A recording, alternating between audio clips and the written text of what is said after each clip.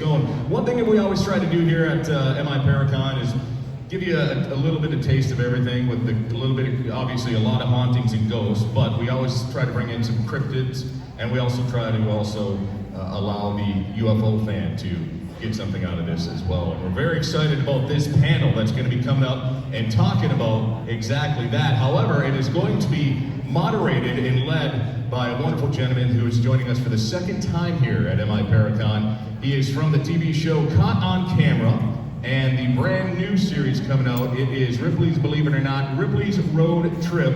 Please give a very warm welcome to Mr. Aaron Sagers.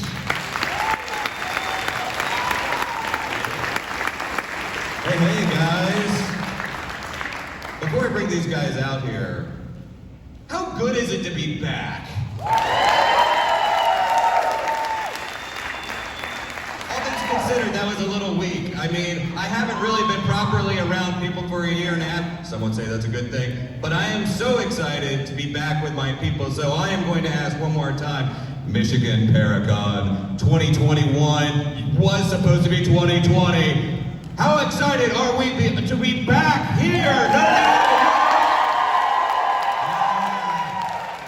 Better. I feel like you've earned this panel now. I'm excited. We're going to talk about extraterrestrials. We're going to talk about UFOs, and we're going to have a bunch of awesome people involved in this panel. I want you to make some noise, one at a time. I'm going to bring them out. He is an author. He is a journalist. He's a cryptozoologist, a ufologist. His recent book, Diary of Secrets, involving all sorts of craziness with Marilyn Monroe. Make some noise for Mr. Nick Redford!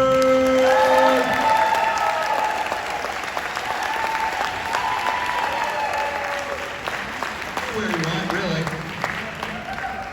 All right, keep those hands moving, make some noise. You know her from Alien Highway, Paranormal State, and she's working on a brand new project, Travel with Dead, with Katrina Weidman, also, of course, from Portals to Hell, Heather Teddy!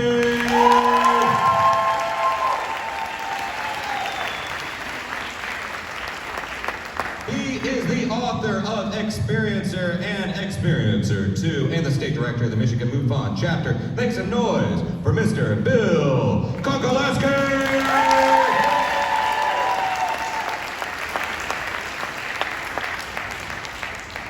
You know her, you love her, not just from the stories of the Conjuring House, but of course from her book, A Wonder to Behold, Guidepost for Intergalactic Engagement with Humanity. Make some noise for her and her fabulous fashion, Andrea Barrett!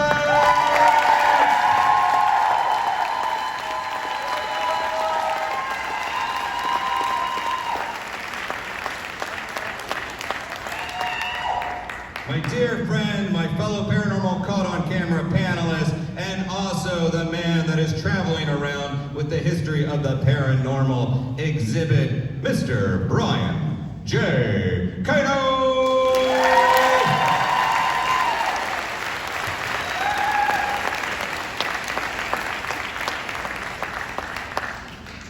Hey guys, welcome. It's good to see you all here.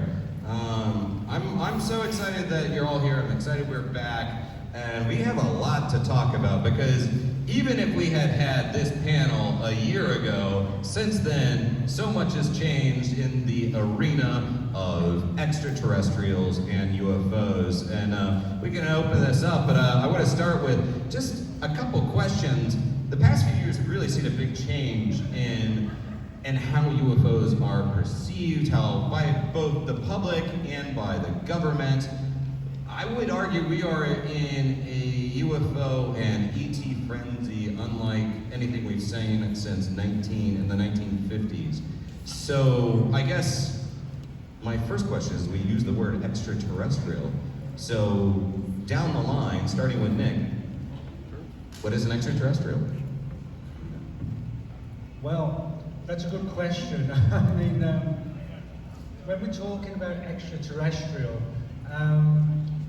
sometimes I wonder if it really is extraterrestrial or maybe multi-dimensional or something like that. I think, you know, we use terms like flight saucers, UFO aliens. There's no doubt in my mind there's a genuine phenomenon. Now, what it is, where it's coming from, those are the important questions. But the most important part, which you mentioned, is this issue of how things have changed so much in the last 18 months, years, something like that. And one of the main reasons why this is so important is because it's legitimized the UFO subject even within the media. I mean, 10, 15 years ago, if you had, somebody said, what do you do for a job? I'm a ufologist. You're a what? And it's one of these situations where back then, people would just scoff at the subject. Today, mainstream media is covering this, or was covering it about a month ago, for weeks and weeks and weeks. And people were not laughing. They were taking this very, very seriously. And I think this is one of the major issues in ufology right now, because as I said, for that legitimizing time. And on top of that, we've got film footage, we've got photographs, we've got statements from pilots, military pilots, airline pilots, and this is all coming out at the same time. And sometimes to a degree, I sometimes think, is this actually being orchestrated deliberately to open the doors, if you like, a little bit more, and I think that's the situation we're in right now. Mm-hmm. And I'll pass it on. And there's Nick covering pretty much all of my questions for the next hour, so let's just hang out and chat about punk rock. But no, and also we throw around terms such as UAPs, which I'm not on board with. Stop trying to make UAP happen. But Heather, what would you like to add to that? Well, yeah, saying UFO sounds way cooler than UAP. Right? Yeah, but I don't know, I think it's great that these things are, it's actually legitimizing the activity. People that have seen these things for years and have told their stories, they're not seen as crazy anymore because we have, there's more super credible pilots that are now coming forward. So it's really cool that it seems like it's diminished the ridicule factor when it comes to the subjects. Yeah, Bill? Yeah, first of all, I'd agree with Nick with regards to the term extraterrestrial. Some of them may possibly be extraterrestrial. There's a famous UFO researcher, Paula Harris, who likes to use the term all of the above. So when she's asked, are they from another planet? Are they from another dimension? Are they time travelers, etc.? She'd be like, yep, all of the above, a little bit of each. And so the field can often be subject to confirmation bias. Somebody has a theory and they find enough evidence to support that theory, and then they exclude all the other theories. So some of them extraterrestrial, probably. A lot of them other things, probably. And one of the things I wanted to sort of open up with too is there's really two big questions, right? What happens when we die, and is there life out there in outer space?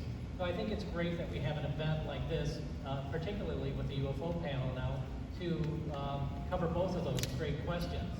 I mean, you think of this, the paranormal as some sort of fringe, but really, those are the two biggest questions that humanity has right now.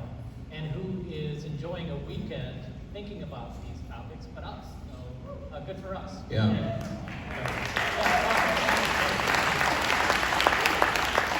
And then with the UAP thing, I enjoyed the Mean Girls reference there, but but yeah, I totally agree. UAP to me sounds like a marketing campaign for the government and the military to sort of control the conversation. All those people who talked about UFOs all those years, those are the crazy ones. But now it's serious, and we're calling it UAP. To me, it just feels like they forced the spotlight off of all the investigators, researchers, experiencers who've been telling their stories for decades. Yes, the government has to come clean.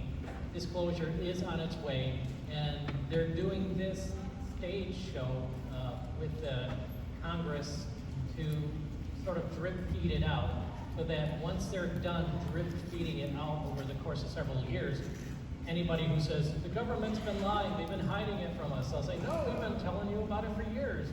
So So I think that's what's happening with the whole UAP thing. Right, yeah.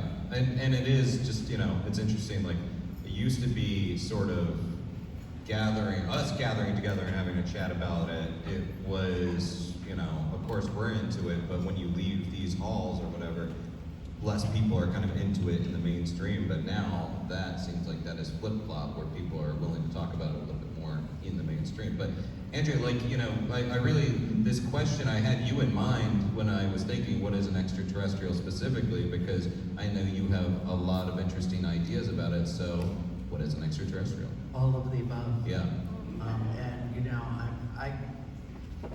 Let me ask the audience a question.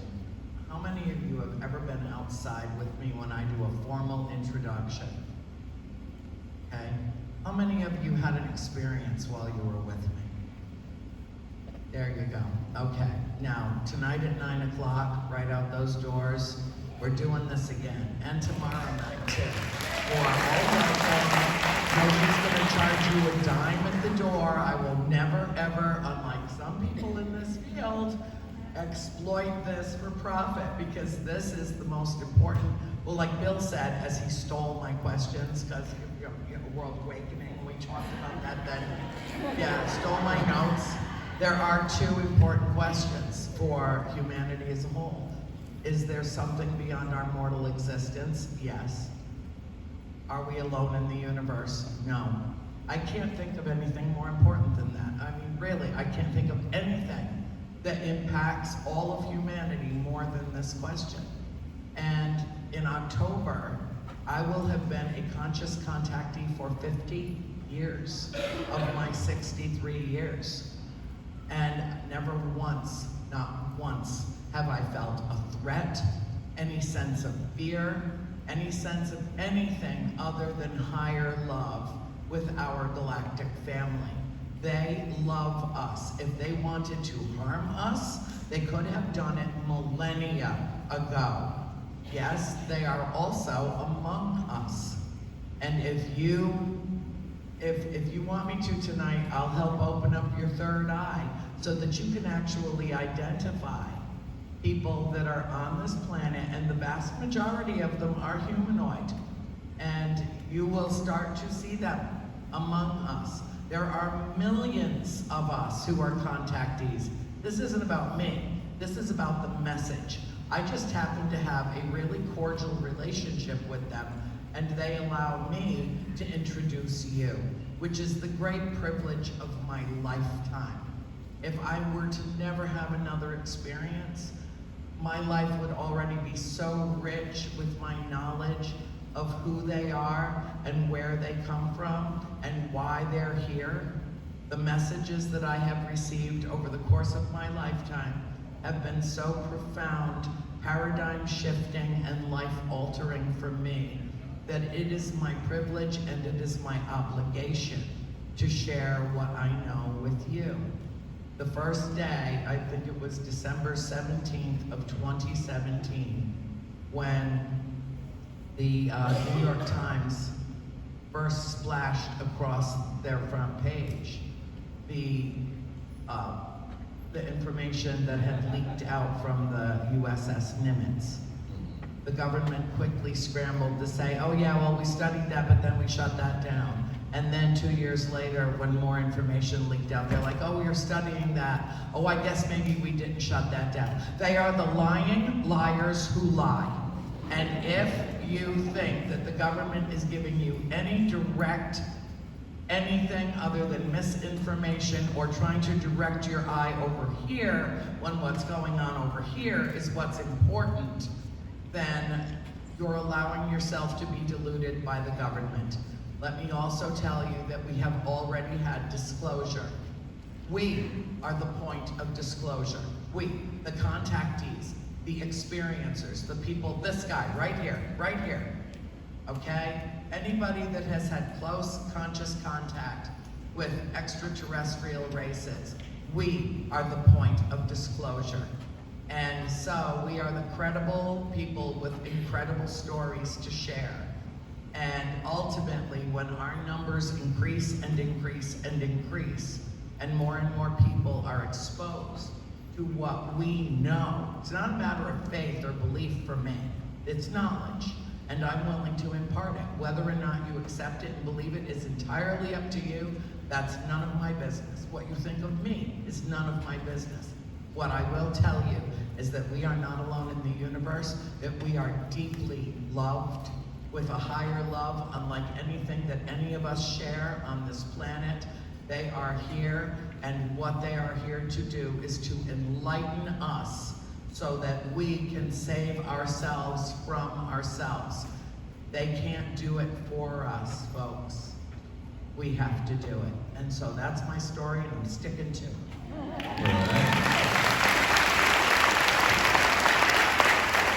Brian, I want to pivot a little bit. Of course, you can answer that question, but I kind of want to bounce off of Andrea's "We Are the Disclosure." So, which direction do you want to go? Following Andrea is always kind of like, yeah, what she said. Right. Hey, you do that to everybody.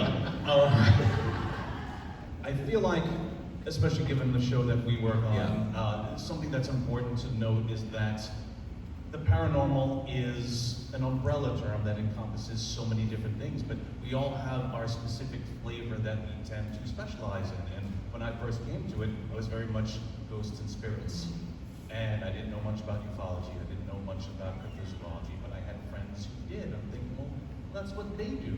But now we've been forced to analyze it ourselves and start thinking about it. And I've always had this thought that there must be some unifying, connecting theory in the paranormal that bridges all these worlds. And what we see it in the paranormal space with ghosts and spirits all the time. What some may call a demon, others would call a jinn. What some would call an angel, some might call a visitor. And we see, okay, is Bigfoot a cryptid, a creature that is indigenous to this planet, or is it multidimensional? Is it an alien species? There could be so much overlap in all these paranormal genres that, so open your mind to the possibility of one. You can't dismiss the other. And it was taught to me a long time ago when I showed up to an investigation of a place called the Shanley Hotel. Not the Stanley, but the Shanley. And not New York. And when we first got there, the caretaker was so ecstatic. She's like, I'm so happy you're here. I'm glad that we have a team to investigate the spirits. And for the next 45 minutes, she detailed every spirit, every ghost that was in every room. She then took a breath and said, I'm so glad you guys are here because last week there was a UFO conference down the road and those guys are crazy. And I'm thinking like, what? Pins and needles, needles and pins. But that being said, I've learned so much just in our own explorations. And ironically, I've been with you out in the field down in Ocala, Florida, where we're looking out to the horizon. And I didn't understand then, but now, CE5 protocols and other things of that nature, I'm like, I get it. All right, Andrew's right. Mic drop. I definitely agree, and I absolutely love the statement that we are the disclosure. I mean, that's a bumper sticker right there, because I have found in the years that I have been exploring this, and it's like probably like 17 years now, at least 17 years, been talking about the paranormal.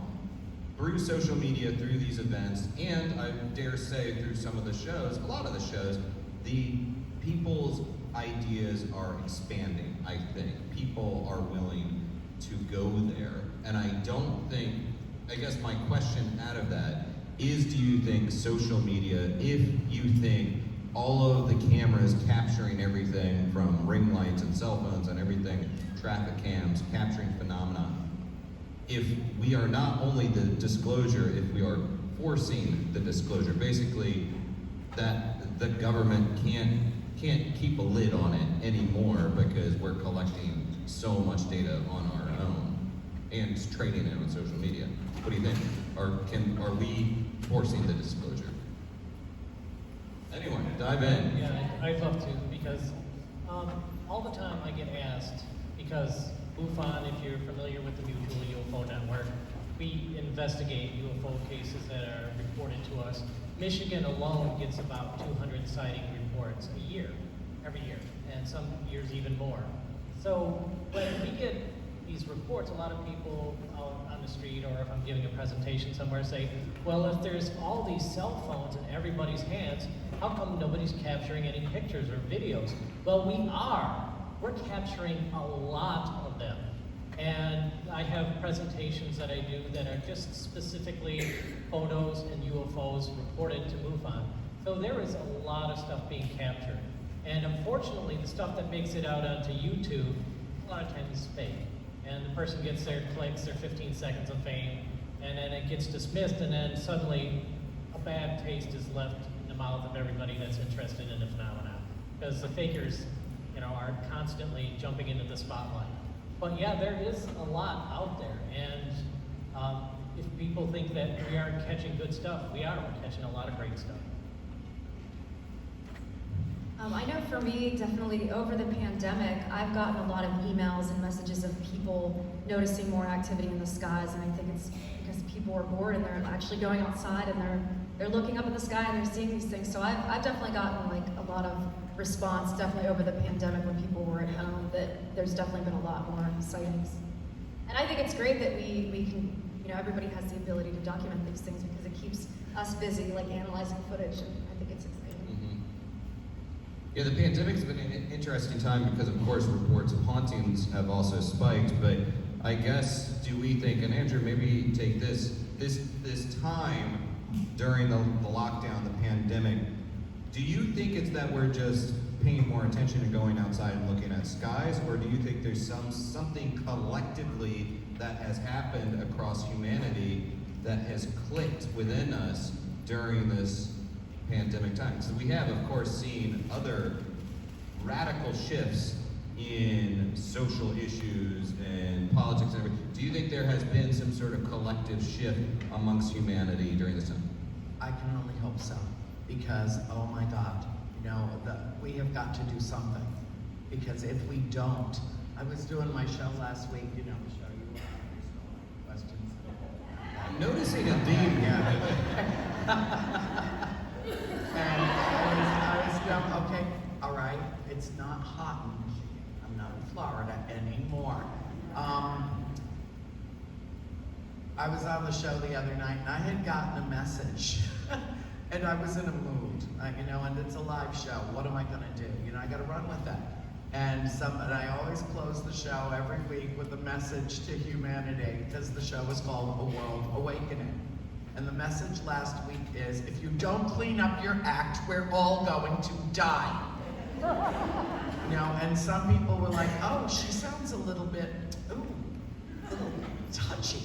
And I am. We are in the midst of, nobody ever promised that the paradigm shift was going to be easy, and it is here. And this is the one time that the paranormal factors in such a huge way to the consciousness raising, the collective consciousness of humanity. This planet, normally, if you follow this kind of thing, this planet normally vibrates with the energy on it anywhere between 2.7 hertz and 7.9 hertz at any given time. In March of 2020, it was vibrating at 170 hertz. When all of us were like, oh my God, here it is. What do we do now? Where do we hide? Where do we go? The only way to tell somebody you love them is to stay the hell away from them. I mean, we all collectively are dealing with our humanity now because there is a virus that's real, that is capable of killing any one of us because not one of us have immunity to that. Now, in the process of going through that tearing away of any illusion that we had, that we were somehow immortal in this lifetime, which most of us act like we are. We act like fools, we drive too fast, we drink too much, we take risks, we're reckless with our lives, and then all of a sudden everybody had to stay home, get Netflix, and think about it. Right? I personally ate a gallon of ice cream a day for the first month. when I wasn't sleeping. It has shaken us up and has awakened us to so many things. The collective consciousness of humanity, call it whatever you want, divine mind, infinite intelligence, call it whatever you want to label it. Get your little post-it notes out and just, and stick it on it. Whatever you want to call it, it's real, it's energy. Everything is energy and consciousness and existence. And so that is changing at a tumultuous rate. Mostly because either we've lost someone we love or we know someone who has lost someone they love.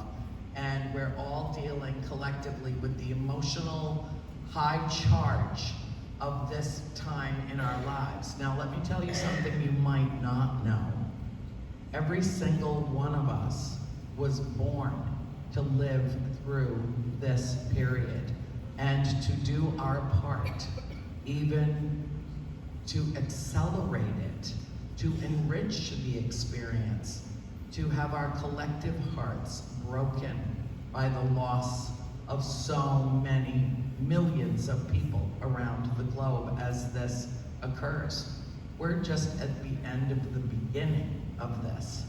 Now, that said, and I won't go much longer, but I just wanted to say that I think it's a cumulative integration of things, not only psychologically for us, where we're going as a collective, but we did have time. Now we do have restructured time to consider our mortality and to consider who we share this vast universe with. And people have rediscovered this thing called nature and have gone out and had experiences and looked up for maybe the first time since they were kids, actually pulled their faces out of their smartphones and looked up into the universe and maybe saw something that they had never seen before, which triggered and unlocked a thought process. None of you showed up at this event by accident. Every single one of you was drawn to this on some visceral level. And so ask yourself what it is that fascinates you and pursue that and love that and be open to that. Like Brian said, consider the infinite possibilities of, we don't live in a three-dimensional, five-sensory realm. We live in a multi-dimensional universe. And so what's happening to all of existence right now, all of humanity's existence, is that we are beginning to look at our old reality with new eyes. We are going from 3D into 4D, hence the realm of spirit, into 5D and beyond. And that's why we're all here, that's why we're gathered, that's why we love each other powerfully, and that's why we're helping to move humanity forward, because thoughts are things. And once you set the intention for how you want this world to be and hold it in your conscious mind and embrace it, you're literally helping to heal the world with your own thought process. So consider that. And join me tonight, and I'll introduce you to the Galactic family.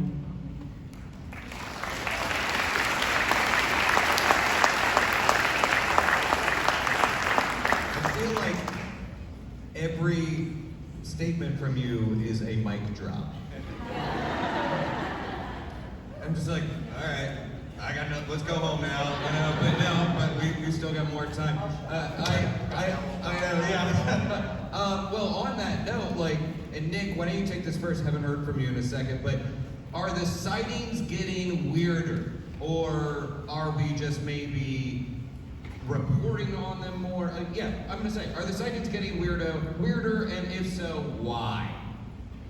Well, I think it's probably a combination of two. I mean, when people talk about UFOs, and it's in the media, it's in the press, it's all over the place, people are naturally going to be looking into the skies because it's in every newspaper, it's all across the internet. And that's sort of really, demonstrates how our minds work. You know, that we're sort of looking out there because somebody else is looking and somebody else is looking, and then you have this tidal wave. So I think a lot of it is really based on the fact that everybody's covering about it. And but in saying that, yes, there are more cases. There's no doubt about that. Or I get a lot of reports, way many. If you looked at, say, for example, this time last year, I would probably get maybe sort of 15 cases a month, and a lot of them were not really, you know, so over the top or anything like that. Today, I get a lot of reports, and they are significant reports. They're not just lights in the sky. And I have this feeling that this build-up, we're getting the build-up because maybe the entities behind it all deemed it that is actually the best way to do it. You know, the last thing they probably want are billions of hysteric humans running around because this has suddenly been dropped on us. That's why I think we're seeing a slow motion, if you like. We're seeing more and more intriguing cases, and it's being done in a fashion where it's comfortable for us, albeit at the same time it's amazing. And I think, again, the people, the entities, whatever you want to call them, behind it, they have come to an extremely well put together situation which hopefully will lead us to the next way. And now we have to wait to see what the next way is. But for me, it's going to be a positive one.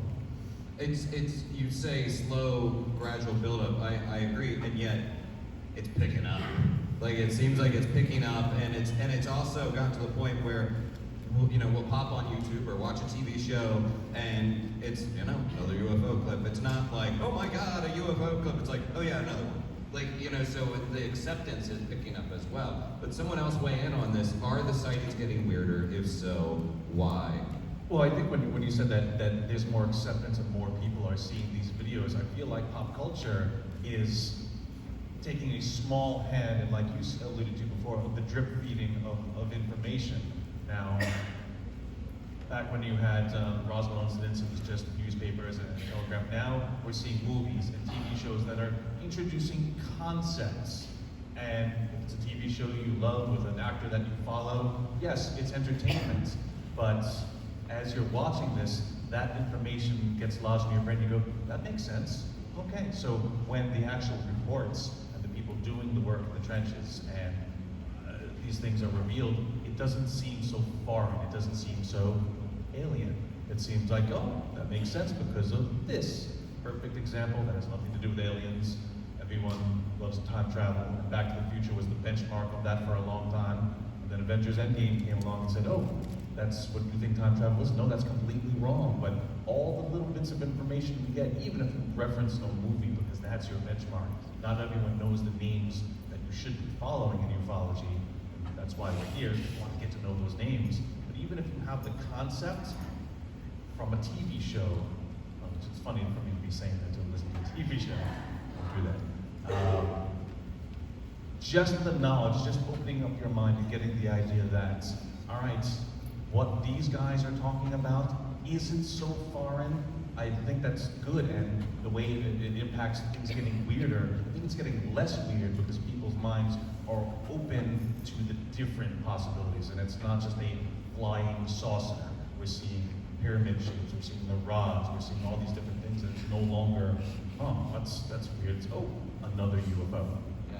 I mean, as a paranormal pop culture guy, I will say that, yeah, pop culture definitely, I always love examining how entertainment influences belief, but also how belief influences entertainment. But when we have a Tom DeLonge, a recognizable name going out there and being involved in it, or J.J. Abrams, who now has the UFO mini-series, that carries weight because they're trying to not just be on the cover of a Weekly World News or National Enquirer talking about it. They're actually trying to make a mark with some scholarship, with some information, and that influences how we react, how we respond, how we take it in.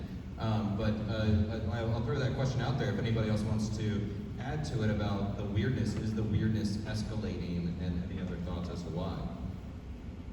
Around I think it was like 2019, for Alien Highway, we filmed an episode in the Uinta Basin, and this actually didn't make the episode, and I thought it was the most compelling story I'd ever heard of anyone who had witnessed a UFO. And we interviewed a Native American elder from the Ute tribe, and he was standing outside of his house, and he just, and multiple people had seen this, he saw a giant craft he described probably as big as a car. I can't remember how far away he was from it. He said it emitted a red light, and it was silver. And for 2 weeks after he had this incident, he felt the sensation of electricity going through his body, and the doctors couldn't explain it. But that's one sighting, recent sighting, and I was like, wow, it's described it and everything. And it fortunately didn't make the episode, the interview's somewhere, but it was really compelling. Yeah. Could I just add something to that? I'm sure a lot of people in the audience who are familiar with UFOs will know of the, excuse me, we're talking about the lights. Remember the lights? 1996? What are they called? The lights? Phoenix lights? Are you? Yeah. Well, in 1996, we had this trail in, where was it exactly? The location? Are you talking about the Phoenix lights? Yeah, Or- the Phoenix light. Oh, yeah, the Phoenix light. I didn't know if that was a quiz, and I'm like, oh god, I really felt on the spot. I'm like, oh, I'm gonna screw this up bad. I know. I was actually going to say actual tower, but anyway, with the Phoenix lights, 1997, one of the most important things about this, the Phoenix lights, was the fact that they wanted to be seen. That's the thing. It wasn't just a case of lights going across the sky randomly and people saying, wow, that was interesting. It's clearly a situation where the Phoenix lights wanted to be seen, were seen, and the media picked up on it. What we're seeing now is just like a double, triple version of what happened back in the 1990s. Well, yeah, of course. One of the things that drives me out of my mind is that I don't know how many of you are influenced by or have listened to Steve Bassett, but he lives in Washington, D.C., and he's the one that's constantly banging on the doors of Congress.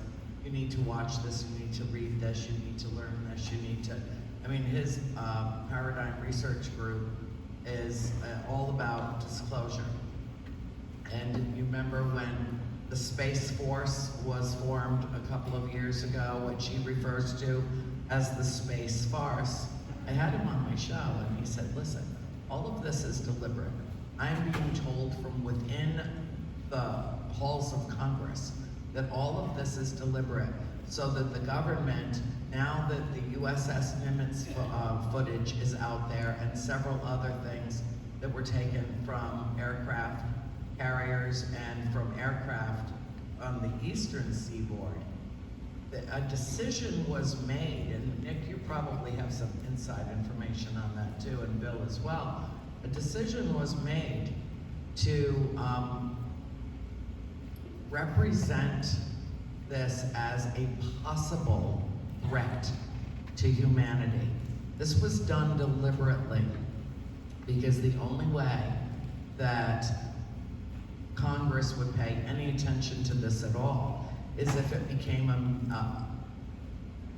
issue, a matter of national security.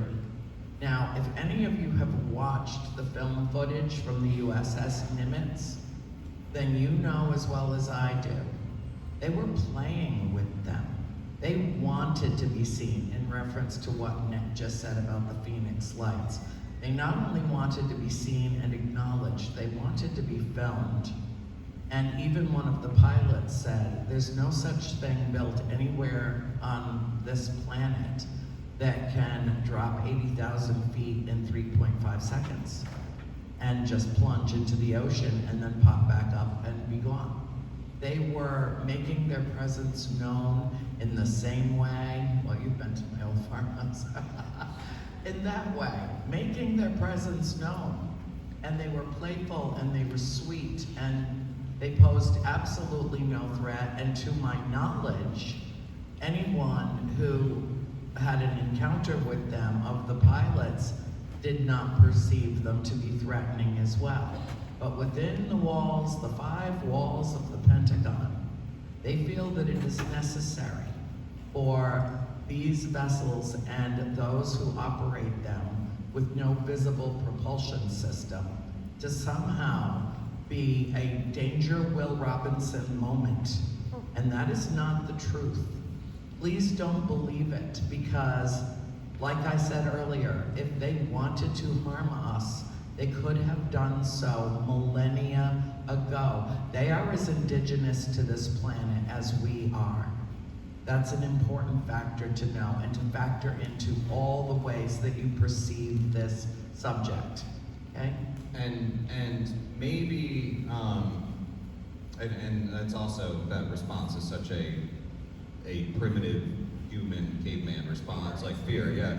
And stir up the fear in other people too, stoke it. But so I personally, I don't know about y'all, I personally don't have the ability, the wherewithal, the influence to force an open congressional hearing about these topics. But what I can do is we all work in some form or fashion. We worked in entertainment, we've worked on TV shows, we've been out there. And I think we can all comment that when dealing with producers and networks, they like to simplify stories. They like, you know, A to B to C.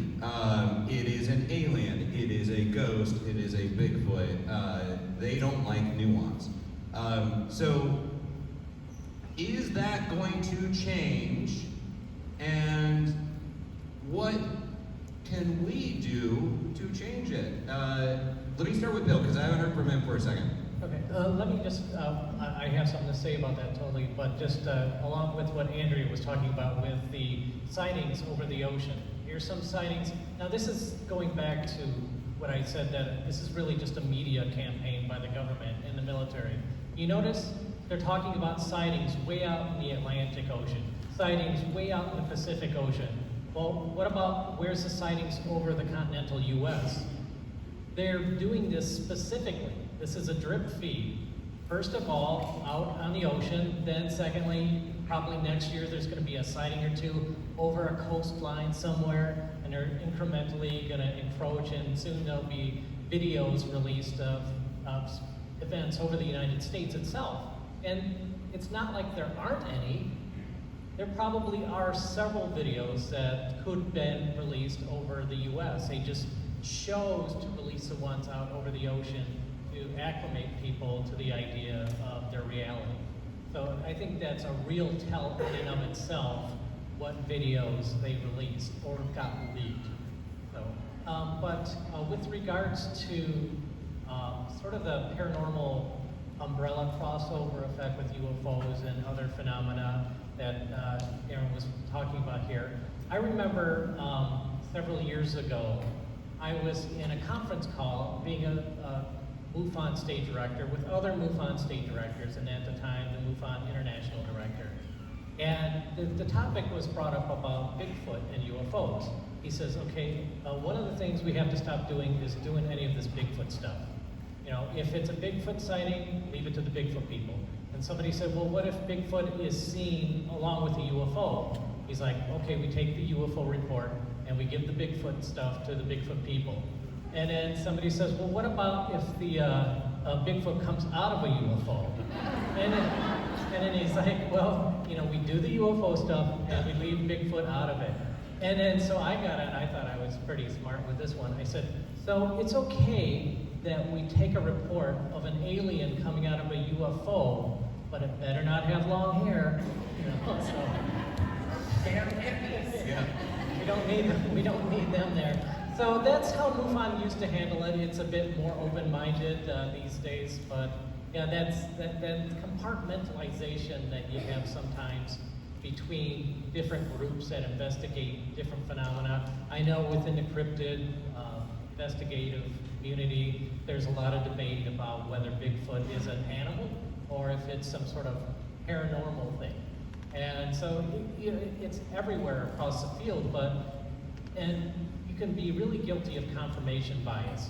You have a theory, you look it up, you find details to support it, as I often say, but really, if you just open your mind and let all the information in, let all the details, investigate every aspect of every phenomena, which would take approximately forever. But if you keep an open mind, you'll see that different phenomena overlap. One of the things that we would also do in MUFON, when investigators would ask witnesses after they made a report, hey, have you seen any other UFOs? Sometimes we would get other UFO reports. But when they ask, have you ever seen anything else or had anything else happen to you? Oh my gosh. People who see UFOs and report UFOs have a broad array of paranormal things happen in their lives as well. And so it's frustrating sometimes because it makes things difficult to define. But really, as long as any of us have been investigating any aspect of any phenomena, nobody can really say anything with any sort of certainty. We have to embrace the mystery and keep an open mind. That's a great statement. We only have 2 minutes, so I just want to go down the line. Any final thoughts that you guys might have, and we're going to bring it on home. Nick, any final thoughts? Anything you want to end with? Yeah, I think I would just sort of expand a bit on what I said at the beginning, namely that yes, we've got disclosure coming. The media is now on our side for the most part, and the UFO subject is definitively becoming basically a situation where, you know, we're the ones in charge rather than the ones in government. And when you've got the media behind you as well, you've pretty much won the game. Right. Okay. Heather, any final thoughts? I think for me, I'm just excited about the future because, you know, imagine more, science gets involved more and more ways to record this activity come about. So I'm just excited to see what else happens and if more reports come out like the one did in June. Bill? I'll just take this opportunity to absolutely agree with Nick. When I talk about the government and the military, I said what I had to say about that. But the media has been great, just fantastic. Used to be whenever I would do an interview for a local news bit, they would either play the Twilight Zone theme, the X-Files theme, or sometimes the Star Trek theme. I think we've all been up on the receiving end of that, right? But I gotta give it to the media. They've been a lot better. Andrew, wait. I'm gonna let you have the last word, okay? Otherwise you're gonna say something philosophical, and then I gotta be like, Brian. So, just because my good friend Brian, I'm not gonna let you go last. Thank you. Just absolutely no way I can follow there. So, I mean, just in general, the search, the exploration of the mysteries, be it ghosts and spirits, UFOs, cryptozoology, and really, as we're looking outward, we're looking inward. We're trying to recognize ourselves in the mysteries that we're looking to explore. So, for this topic, keep your eye on the skies, look inward, and never stop searching. All right. All right. That was good, though. That was good. All right. And Andrew, take us out of here. Lay some truth bombs, girl. Everything is one thing. Everything is energy and consciousness. And the glue that holds us together is our superpower. And that is love. Explore that. Exploit no one and explore that. And you will begin to feel that realization of oneness that not only exists between each and every single individual who dwells upon this rock hurtling through space, but you will understand that we are part of something so much greater than ourselves, that we are just beginning to awaken to the world in which we live, in a universe with endless possibilities, and there is so much more ahead of us. We are the point of disclosure. dare to look up and rise to the occasion, because this is the paradigm shift. All right.